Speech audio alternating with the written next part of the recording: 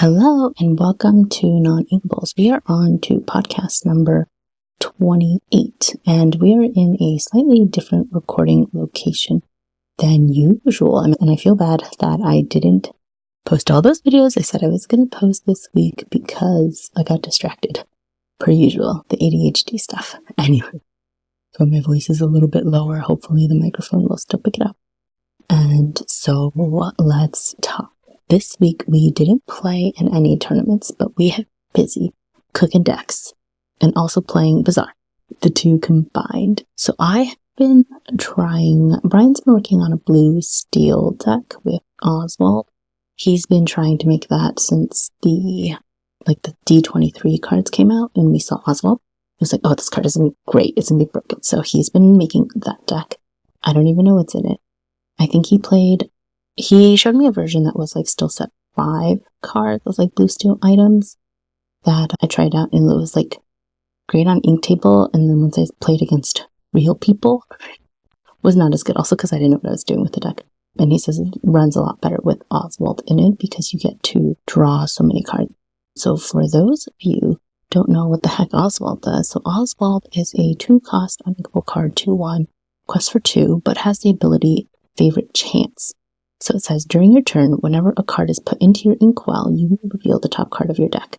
If it is an item card, you may play that item for free, and they enter play exerted.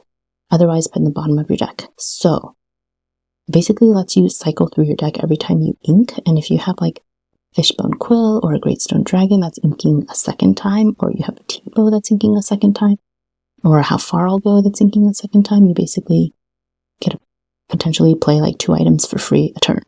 And it's any cost item, so you could potentially play a Lucky Dime for free exerted.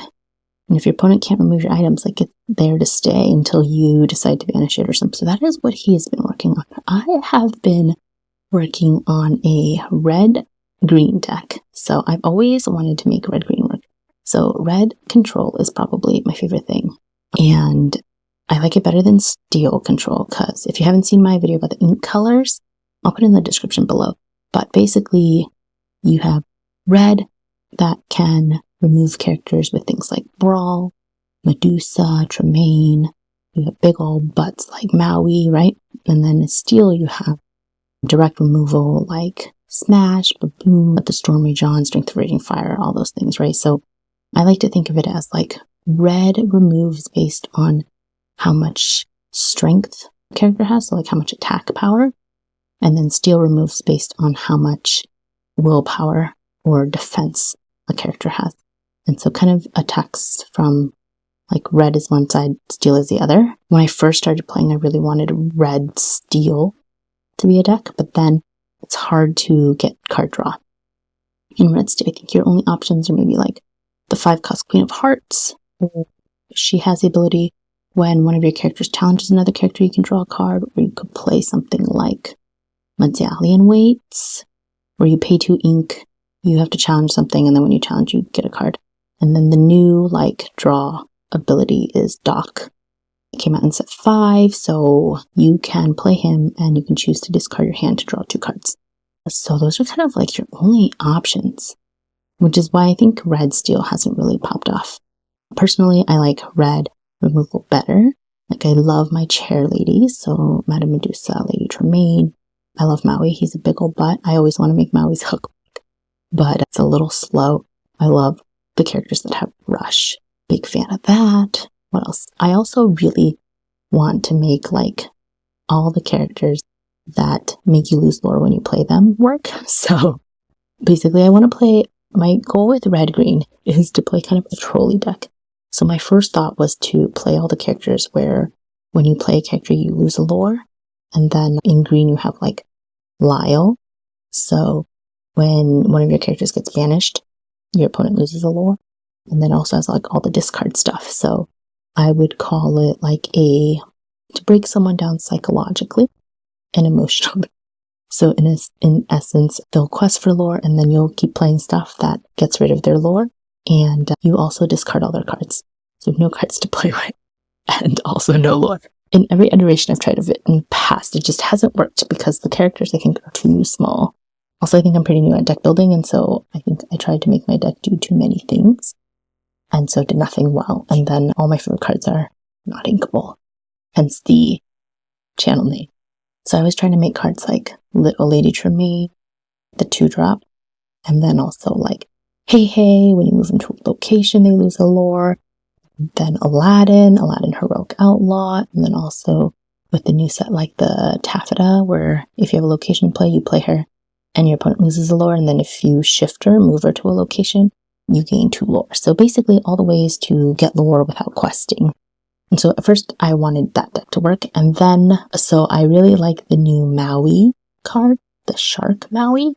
I think it's my new favorite card. The only thing that I don't like about it is that it doesn't have Rush, but you can't have everything. So Maui half Shark, so it's Sharkhead. He is a 6-cost inkable card, 7/5, right? So he can take out a castle on his own. He also has Evasive, which, love Evasive.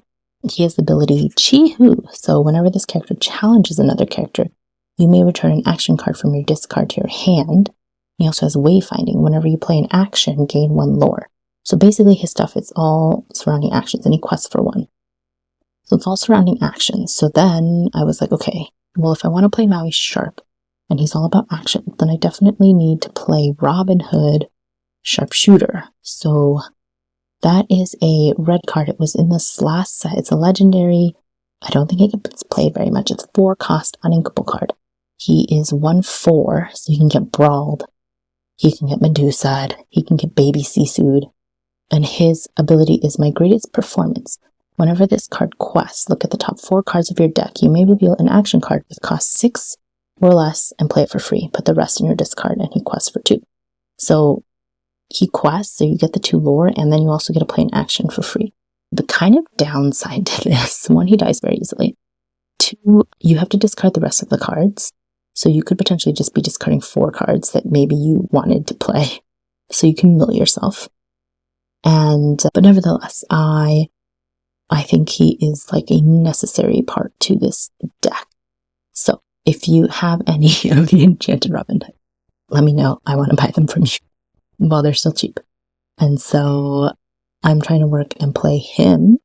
And then the other card that I think is very important to this deck actually is one Brian found. So I was looking at clothes at Costco, of all places.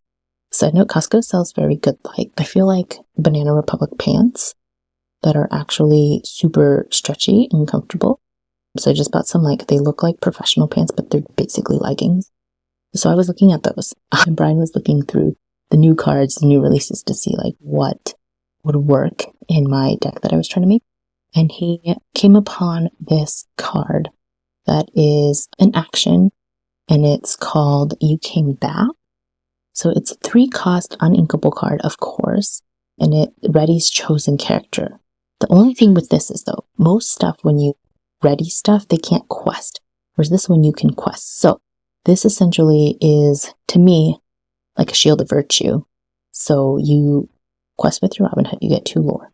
You get to look at the top of your deck. If you have an action, play it for free, right? 6 costs or less. You play this. You ready your Robin Hood, you quest again. So you get 4 lore from that Robin Hood, and you get 2 actions for free, potentially. So I feel like this is a pretty good card that I want to incorporate in. And then I was kind of just playing around with, do I play, because I'm playing Emerald, right? Do I play the standard Diablo Ursula package? So Little Diablo, Shift Diablo, 2-drop Ursula, 3-drop Ursula with songs. Because she can sing songs, so if you have songs that are in your hand, you can sing them with Ursula if they're 3 cost or less, twice, and then the ones that aren't in your hand, Robin Hood can play for free. And so then I went and kind of looked at all the potential actions that Robin Hood could play for free. So obviously I started out with the most expensive because, I want to get a good deal. I want to get my money's worth from Robin Hood. So the only 6-cost action that he could play is A Pirate's Life, which is a song that I actually really like. So it is a sing together song, sing together 6. And it has each opponent loses 2 lore, you gain 2 lore. So you're net 4 positive from that. So if you think about it, like if you have Robin Hood quest for 2, and then he plays A Pirate's Life for free, you are essentially, you've gained 4 lore. Your opponent has lost 2 lore, right? So you've gained 2 lore from Robin Hood questing, 2 lore from Pirate's Life. Your opponent's lost 2 lore. So you change the lores a net 6, right? It's a big difference. And let's say you came back, and he can do it again, another 6. Now you're up 12 lore in one turn, essentially. So obviously have that in there. And then the other cards have kind of just like come in and out. So I played with versions that had Dragonfire because I realized, okay, so Robin Hood is enchanted, right? If I play the Diablo Ursula, Diablo has an enchanted. 2-drop Ursula has a D23 promo, which we have. 3-drop Ursula is an enchanted, which we don't have. I would have to buy/trade for that. I tried playing Dragonfire because I was like, oh, we could play the promos we got from the DLCs.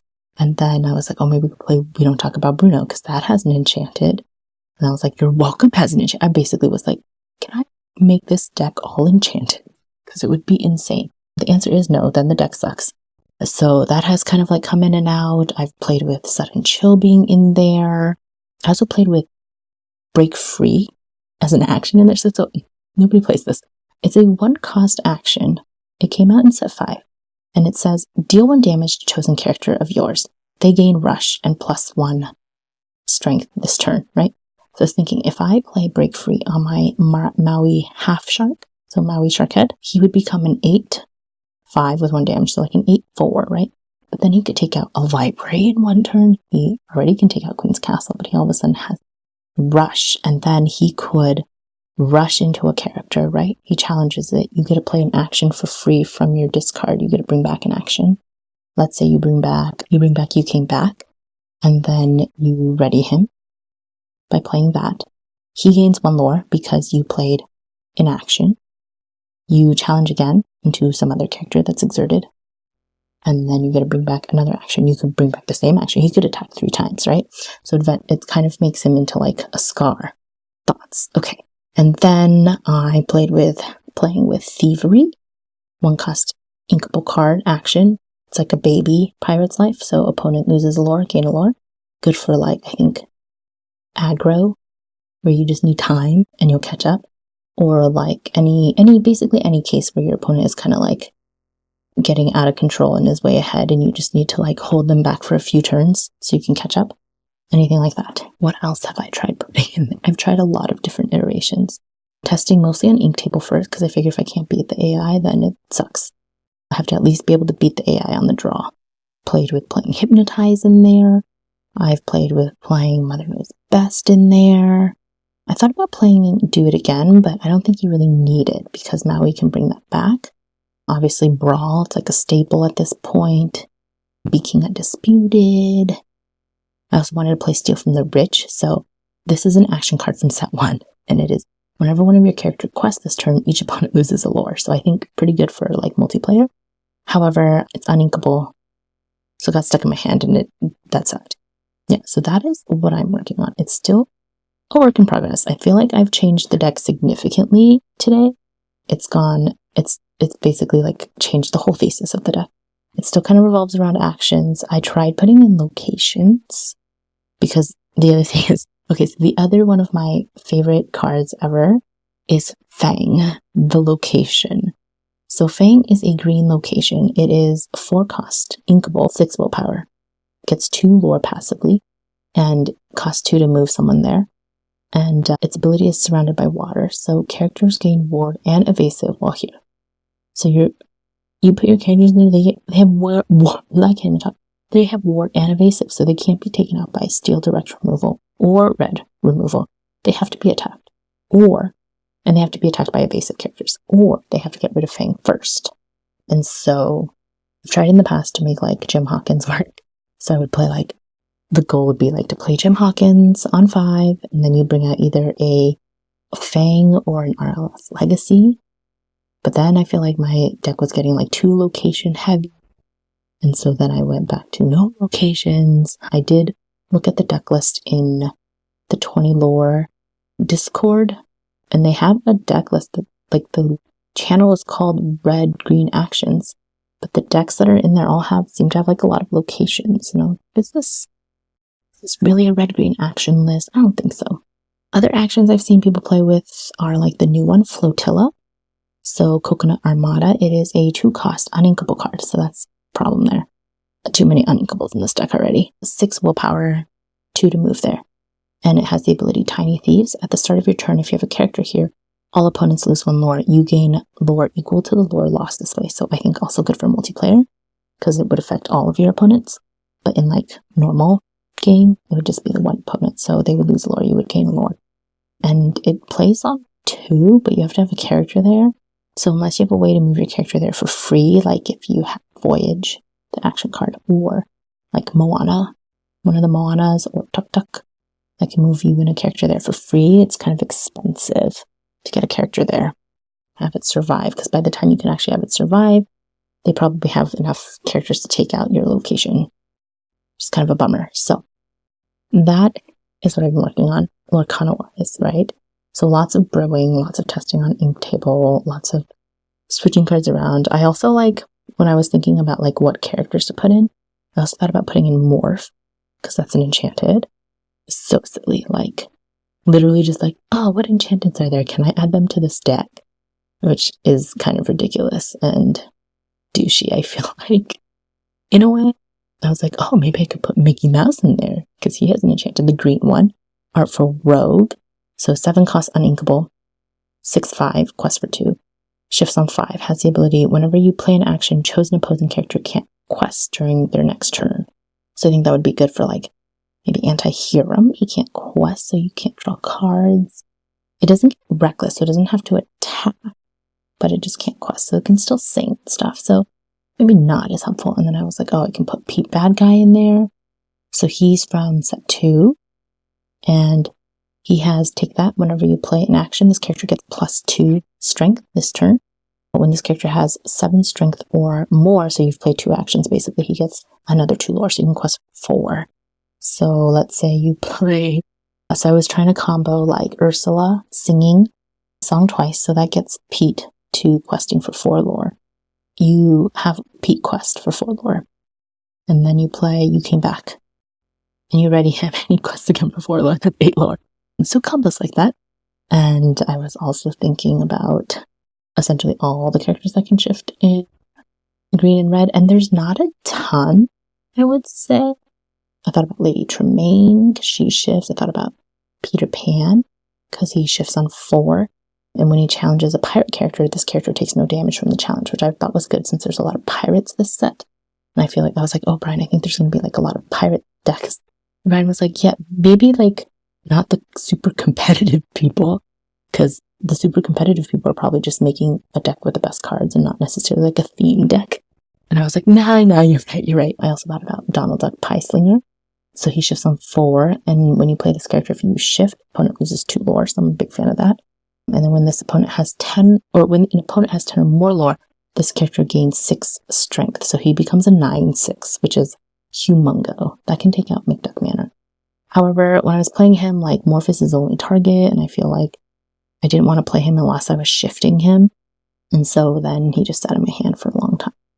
I also thought about Mulan, Elite Archer. She's not an enchanted, but she's a legendary, so she is a normally, type the right thing so I can look it up.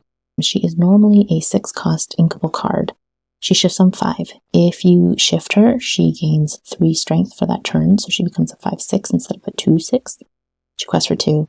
And then during your turn, whenever this character deals damage to another character in a challenge, deal that same amount of damage to up to 2 other chosen characters. So kind of like a superpowered Tinkerbell. And also if you buff her up with other stuff to give her more strength, like I guess if you use like medallion weights or training grounds or something to make her stronger, you could deal even more damage. So Tinkerbell, you would only deal 2 damage to something else and only 1 other thing, whereas she could do 2 other things and more damage. She does have an Ursula Return version, so that's like her enchanted, like, I guess, high rarity type card. But yeah, another one where I was like, I just want to shift it. And I also think, unfortunately, if you don't shift it, like, she's not going to survive.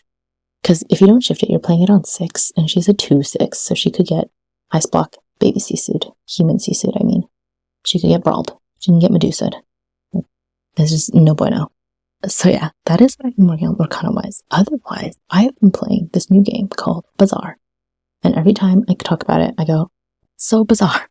Like that song? How bizarre. I will put a link down below It is currently in the closed beta stage, which I think means beta testing, but you have to pay for it. I assume that started October 30th, so like this past week. And I am obsessed. So, as you guys know, Lorcana is my first TCG, although I did technically, I think, play Hearthstone at some point in my life, but I didn't realize that it was a trading card game. And online gaming otherwise, I played Neopets. Computer games, I played Commander Keen a lot as a kid. I played this game called Tyrion, which is like a spaceship, and it's kind of like, and you just like fly, and then you like upgrade your ship, and like the biggest upgrade is you shoot bananas and oranges. I don't remember, it was like 5th grade. It was on the computer at the after school program I went to, so I was obsessed with that game. What other games have I played? I played a lot of Ori and the Blind Forest, and then I got stuck at a level, and then never played again. I played Counter-Strike one time, and had a lot of people yell at me because I was on the not terrorist side, and I was standing at the bomb. I didn't know that you had to like hold down E to defuse the bomb. And so I was standing there and I just kept pushing E, and I was like, it's not working. And I didn't have like a microphone, so I couldn't ask how to do it. And then everyone was just yelling at me because I could have totally defused it, and I was like incapable. My whole team died. I was the only one left alive. So I didn't play after that. I played a lot of Animal Crossing during COVID, like 700 something hours worth. Made like multiple counts on my Switch to have multiple houses to decorate different styles. Played Paper Mario. Mostly my favorite games are like DDR, Just Dance, Ring Fit. So fitness-based, Beat Saber. So like fitness-based video games. So I would say my ability in terms of video games and coordination and stuff, very, very low. Like I can't play games that are in 3D because I get confused and I get lost. I try to play Halo with my friend, and like I think the control moving and also where you're looking is very hard for me, so I just got stuck in like some building in the middle, and I was like looking at the ceiling the whole time and I couldn't get out. So that being said, this game I can play. Not because it's super easy, and it's easy to learn, I think, and it's complicated, but like the entry barrier is pretty low, so if you are looking for a very addictive game, this would be one. It has like background music that's very like Game of Thrones epic. And so essentially there's different tiers that you can buy. They're called Founders Pack. So there's tier 1, it's $33. You get Vanessa as a character, which is like this hot Asian girl. Tier 2, $66. You get Vanessa plus Pygmalion, which is, I think he's like a boar.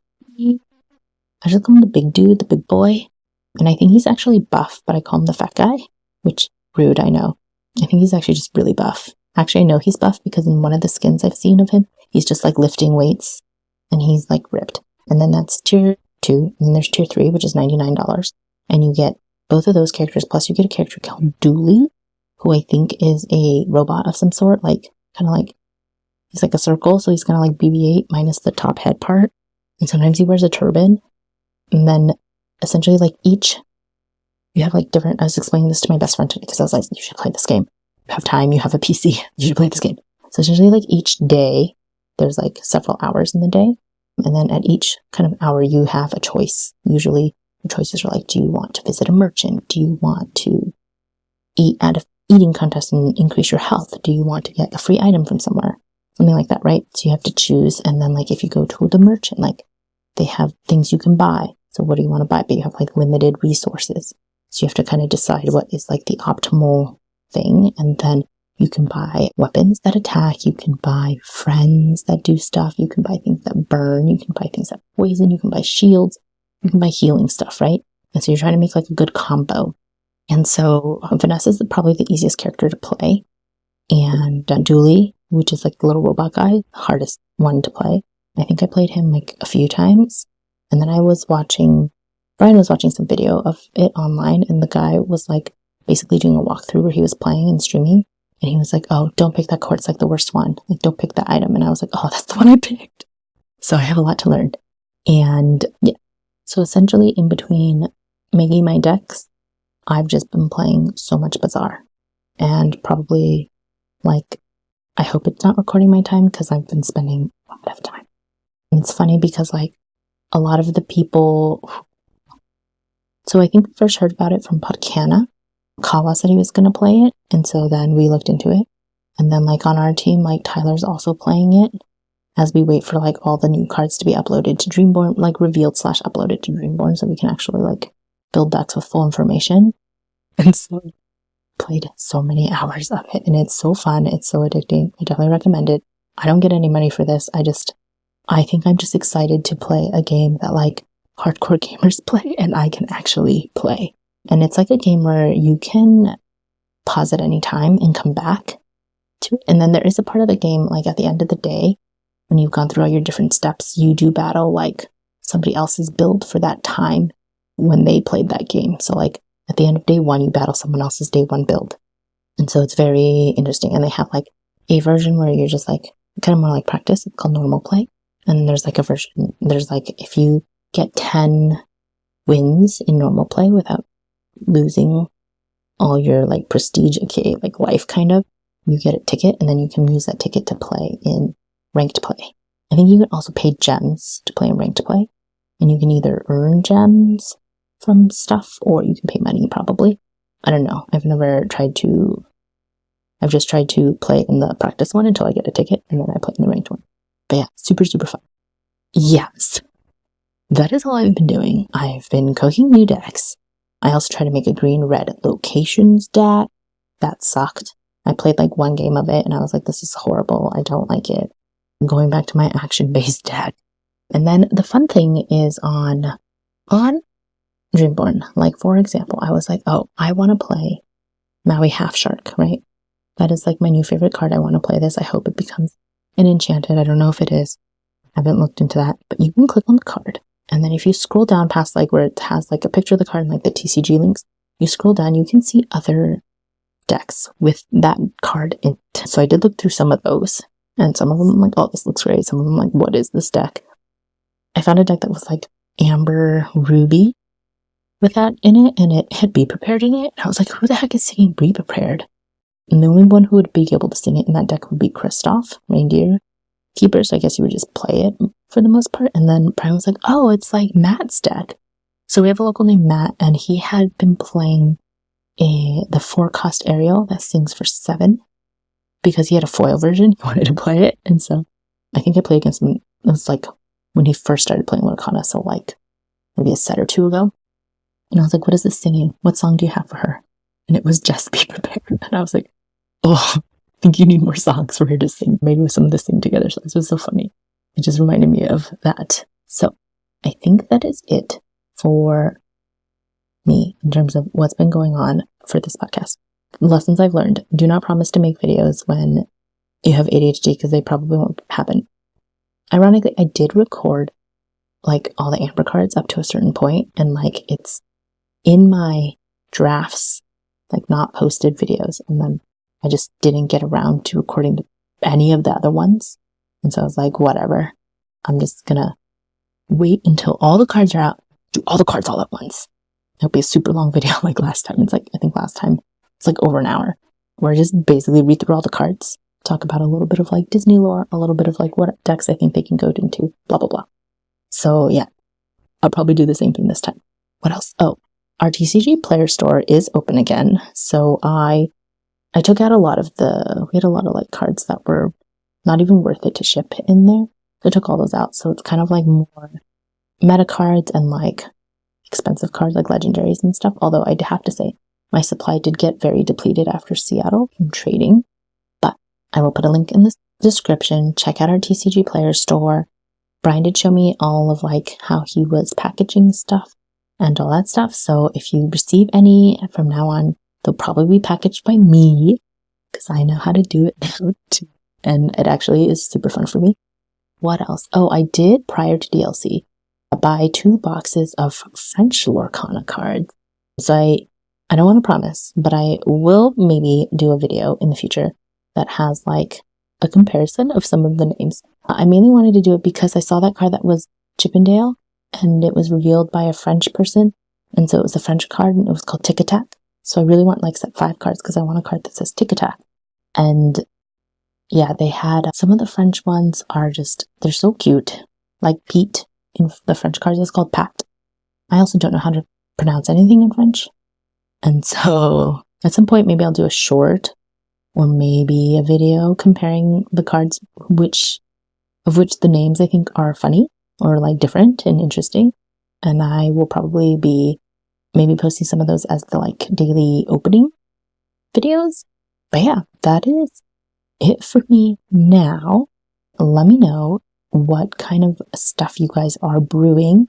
From what I've seen in some of the groups, people have been looking into brewing. They call it seaweed, which I assume is blue-green, which I would call Baja Blast. And then I think red-green is a big one, blue steel is a big one, and then as always, red-purple, ruby amethyst, red-blue. I haven't heard that many people talking about Steel Song, but I'm sure it'll still exist. And then also, of course, Pirates. In terms of release, so it gets released on November 15th at local game stores. We are not going to be competing in any of like the release events because we will be at Disneyland and I will buy my cards there. And Brian was like, are you going to bring all your recording stuff and record your case opening there? I was like, no, I'm going to be having fun in Disneyland. I'm just going to buy them, put them in my car and open them when I get back. I don't know if there's a limit. So if you guys let me know, like if there's a limit at Pin Traders of how much you can buy, you can drop a comment down below. But I would be buying probably the maximum, unless there's no limit, in which case, maybe a case. And then, what else? And then the weekend after is going to be Battle of the Bay. So I talked about this last time on the podcast. If you are in the Bay, or if you can come to the Bay for Battle of the Bay, you should definitely come. It's going to be awesome.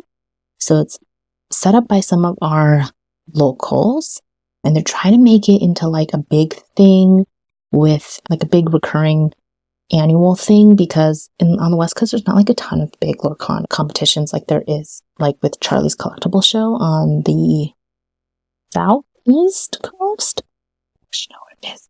So we're trying to like make our own big thing. It is the week after Set 6 releases, but Set 6 will be legal because 1, nobody wants to play Set 5 anymore now that Set 6 cards are going to be out, and 2, everyone wants to practice for nationals or the like, you know how Europe had those like last minute qualifications? Same thing. Everyone wants to practice for that so that maybe they can get a spot in nationals. So yeah. And also it's an attempt to like support local game stores. So the event happens at a time when you can only get cards from local game stores. So it kind of forces you to support your local game stores and keep them open by buying cards from them. There was some drama on the Discord. Probably started by Gary, which is our team. He did bring up a good point, which is that like maybe that making Set 6 legal kind of like maybe favors the game a little bit to people who have money, because when cards come out very early in a set, like very early in the set when the cards first come out, they're usually like at top price because they're rare, right? Because not a ton of people have them yet. And so it may put people who are less, I was going to say less money, people who have less money, not are less money, people who have less money to spend on cards at a disadvantage. However, I do think that, one, this is a hobby that costs money. And so, like, you want to play a deck with Tragic Beast or Rapunzel and it costs $40, like, that set's been out forever and it's still expensive. So it's kind of like, it's always going to be like that. I feel like it's like if you want to enter a bike race and the people who have money are going to buy better bikes. But like, the other thing is like, even if you have all the money, you have all the cards, that doesn't mean you're going to win, right? If that were true, it would be truly a pay to win, which is kind of like the drama. I feel like that was very triggering for people. And if it were truly pay to win, I would pay money and win. But like, we were joking in one of our local Discords. I was like, yeah, I have all the cards so far and I have yet to beat Tyler except for like 2 times. And he was like, oh no, but you beat me when I played Green Steel. And I was like, oh yeah, so okay, 8 times, because Green Steel hated him and he bricked so hard when he was playing Green Steel. So it's like, yeah, you can have all the same cards and still lose because you're just not as good of a pilot, because you haven't practiced as much, or you just have bad luck and bad draws. So it's interesting. So yeah, it was kind of like a lot of drama, but I feel like it's cooled down. It's going to be Set 6 legal, so I think that'll be super fun. We're going to try to buy a bunch of cards when we're at Disney, and then also from our local game stores, because the pricing technically, I feel like at the local game stores is a little bit better than like MSRP. So we'll probably buy more cards when we get back, and hopefully there'll be cards because there'll be a high demand for we have a lot of locals in our area. I feel like when we went to Vegas, there was like 30, 40 of us that went to Vegas. So hopefully they don't buy out all the cards, but I feel like the community is pretty nice and also really big. So like East Bay, so like Concord Martinez, that area is kind of like a little community called like, we have like a Contra Costa community Discord. And then there's like on the other side of the bay, like Berkeley is kind of like its own thing. And then there's like Alameda. And then if you go to South Bay, not even full South Bay, like Fremont, that is kind of like another group. And then like South Bay, like San Jose and stuff is like another group. And I feel like everyone I've met has been super nice. And if you really need cards, you just reach out and people will help you. So yeah, that's how I personally feel about it. I'm very excited that it's at 6 people because ever since Seattle, I was like, I don't want to play any more Set 5. I've already played in 2 DLCs with Set 5 cards and I am done with Set 5. I want new stuff. And also because I feel like Set 6 has so much cool new things. Like there's so many cards that are like, when you ink, you can do this in all the colors. Maybe not all the colors, most of the colors. And there's so many more interactions. Like there's that Maleficent staff that whenever something is returned to your opponent's hand, you get a lore. It was like, the joke was like, everything's a goat now. There's just so many like interesting interactions. And I want to see these new builds from people. What else? Yeah. Okay. So if you can come, you should definitely come. It's going to be so much fun. The people who are organizing it, I would say, are like the Games of Berkeley crew. And we went to a sealed event at Games of Berkeley that was sponsored by one of the people who is basically in charge of running or organizing this. And it was, so you pay, it was like the normal price you would pay for a sealed, like $35, $40. You get your 6 packs, right? But you also got like a raffle ticket. You got to spin this wheel, and then the options you can win from the wheel are like a free pack or a raffle ticket for the gift card or candy. And then it's like pack per win. When we played there, like went round win, and then Brian ended up winning the gift card for the store. So we should probably go buy some cards there because I don't think we've used that gift card yet.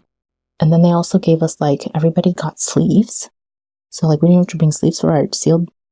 They just gave us like, everybody got 50 sleeves. They also gave us like a lore tracking pad, like a post-it, not like a post-it note, but like basically the ones that they give you at the DLCs.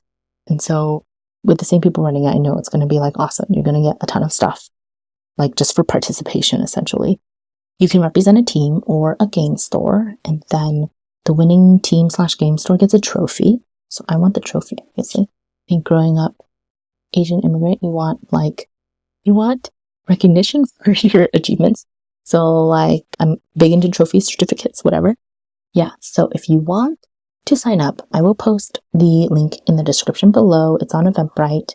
Basically, you buy a ticket and then they will put you in Melee, I think.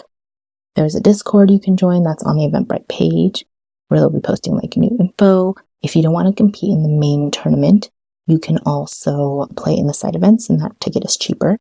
The pricing depends on how many people are playing, but it's going to be like a lot of stuff. And one of the things is, I think every round win, you get a raffle ticket to win a D23 set. So like that full, now retails for like $300 set of cards. And they have a lot of stuff donated to them for this event. So it's like a lot of pricing. It's also going to be cast. So they have surprise casters that are coming to cast. So kind of like a DLC. They're going big. They're going to have an artist alley with like pop-up photo spots, and you can meet artists and stuff. They're going to have like basically kind of like, what are those on-demand events at the DLC going on as well? And that also, round wins will qualify you into the D23 giveaway. It's gonna be so awesome, guys. I'm so excited. So main entry, $50. Any ticket is $10 plus whatever events you want to play. There will be a side event that's constructed. You can win a box of the new stuff. And there's also a side event that's sealed. And then for that, you win 10 tickets into the D23 drawing. What else? I think that is it. Yeah. So sign up if you haven't already. Last time we asked, which was like last week, they said they already had like 30% of the 100 spots filled, but they are open to moving to a different location if they get more people to sign up. So yeah, let's do it, guys. And that is truly all I have for this week. I know it's kind of a long one. I've been doing a lot of brewing and a lot of Bazaar and a lot of listening to APT, Song by Rose and Bruno Mars. So all that's going on in my head is apata all day long. If you know me, you know that song is just on repeat over and over on a loop until I get sick of it. So anyways, as always, keep shuffling. Hopefully you don't end up with a whole handful of non-inkables like, all right, bye.